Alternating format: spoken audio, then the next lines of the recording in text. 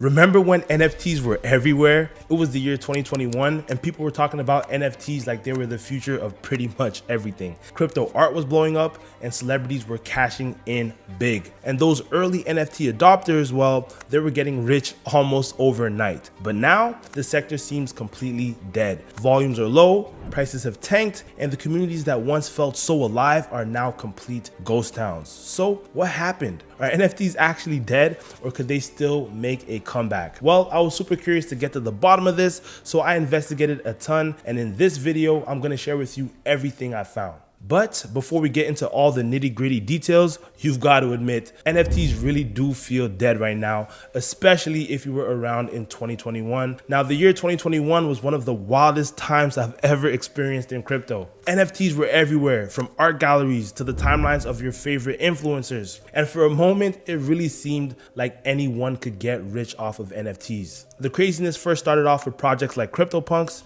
originally released for free in 2017. These 24 by 24 pixel punks became cultural icons in 2021. People were spending millions of dollars on them. Think of the Alien Punk 7523, which sold for over $11 million.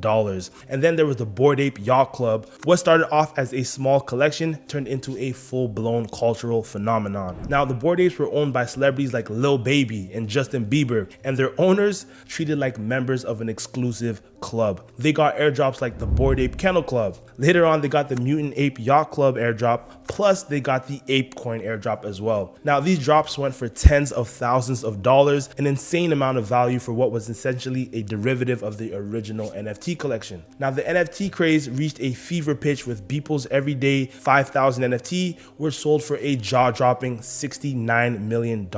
It turned Beeple into one of the world's richest living artists, and practically overnight. Now, this sale shocked both the traditional art world and the mainstream, solidifying NFTs as a major force in the markets. And if that wasn't enough, Ether Rocks, yes, digital images of rocks, sold for over $1 million each. It was like every day a bizarre new meme-worthy asset suddenly had value, and people just couldn't get enough of them. But that was then, and we're talking about now. And things today look a lot different. I recently went searching through Discord communities that used to be packed with conversation and excitement around these NFT projects. You see, almost all of them are practically ghost towns now.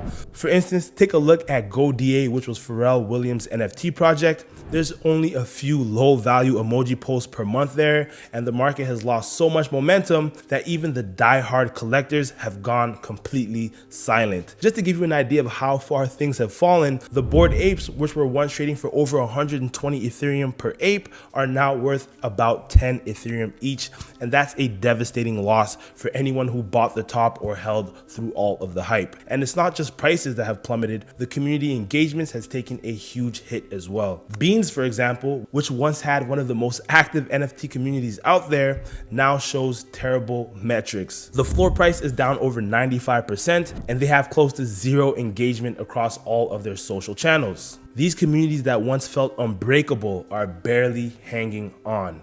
So with such a drastic fall from grace, we gotta ask the question, how did we even get here? Well, if we look at all of the criticisms that people had against NFTs, it turns out that a lot of them were actually right, and they were not just coping haters. First and foremost, the market was flooded with rug pulls, projects that had promised the world and then suddenly vanished, leaving their communities empty-handed. Some of the most hyped celebrity-backed NFTs fizzled out extremely quickly as well, which only fueled more distrust in the market. Just go ahead and take a look at projects that attracted huge initial investments, like Ty Lopez's OG In My Garage NFT, which is now completely worthless. So all in all, essentially a zero-sum free-for-all where insiders often made out well, while regular investors were left with valueless NFTs worth nothing. Plus, all of these scams led the SEC to pay closer attention to NFTs, and that's another reason why they might never come back again. Now, OpenSea, the largest NFT trading platform, was even served a Wells notice from the SEC, which is really serious. So this isn't just speculation. People said in the past that many forms of NFTs would be considered securities by the SEC, and we're starting to see tangible signs of that.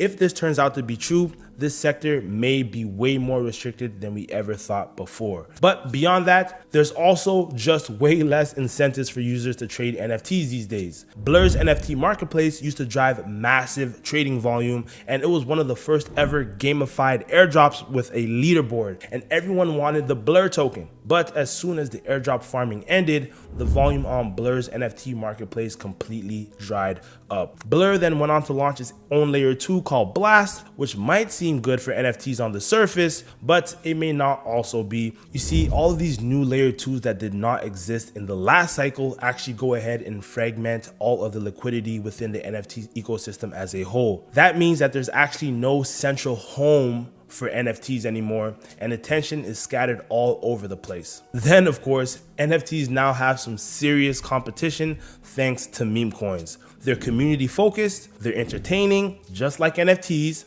but they're also more liquid and more accessible. And that has led to them absolutely dominating the cycle, while NFTs has struggled to keep up at all. So with all of these criticisms in mind, I gotta admit, I'm pretty down on NFTs at this point, but if there's any chance of a comeback or resurgence, it may have to be in a totally different form than what we saw back in 2021. A lot would need to change from the use cases to the technology itself. But here's the thing, there are signs that this is happening in real time. One of the most talked about innovations right now is Bitcoin ordinals. Now, NFTs on the Bitcoin blockchain weren't really possible before, but the ordinals protocol has made it happen. This brings NFTs to a totally new audience and actually adds another layer of legitimacy by tying them to the original blockchain, Bitcoin. Another area where NFTs are showing potential is in scientific research and intellectual property. Projects like Molecule DAO are exploring NFTs to store and verify research data, turning scientific assets like papers or data sets into what's called IP NFTs by publishing this data on chain. Now, researchers can create a tamper-proof, transparent way to track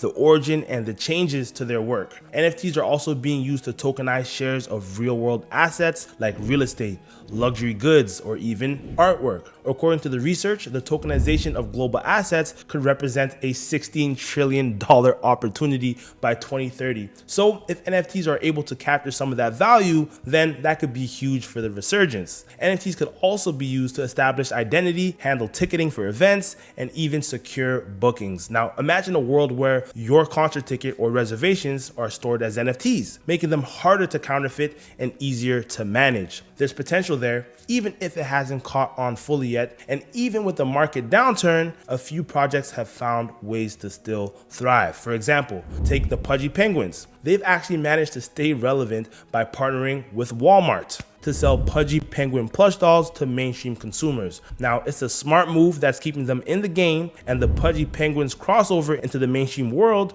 may even set the tone for what the future of successful NFT projects could look like. Now, it's a long shot, but who knows, if these developments take off, we just might see NFTs find a new path forward. So, is there still hope for NFTs? I'd say there's a chance we could see a true resurgence, but only if NFTs evolve and adapt. They can't just stay the same as before and expect people to get interested again. If the crypto markets gain momentum, people will probably start speculating on NFTs as well. But the NFTs that get speculated on will likely be bringing something new to the table, something better use cases, real world applications, and tech that adds real value. So if NFTs do make a comeback, it probably won't be the same as we saw before, and it probably won't be the same projects we saw before in the last cycle, which means I'll be on the lookout for new ones, and I'll share them all with you in the future if I find it worthy. So be sure you subscribe to Core Insider if you want to catch that next time. Peace.